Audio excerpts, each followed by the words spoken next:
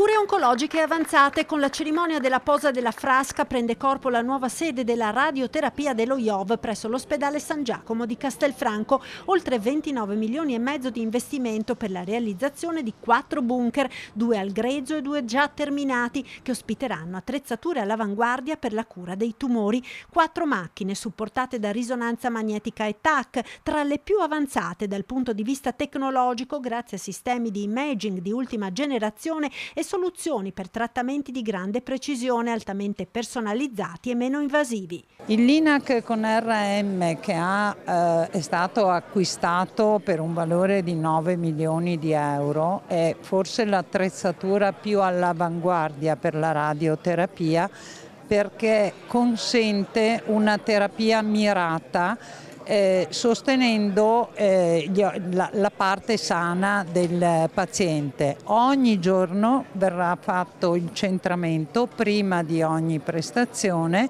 e a riduzione di organo bersaglio si ridurrà anche il raggio di azione. Un'opera attesa da tempo a Castelfranco e che, dopo un rallentamento per ritrovamenti archeologici negli scavi, dovrebbe ora procedere secondo cronoprogramma. Penso che verso la fine dell'anno dovrebbe essere completata la struttura. Parallelamente so che stanno lavorando per l'acquisizione dei macchinari e quindi io credo che nella primavera del prossimo anno verosimilmente si possa pensare di averlo in funzione.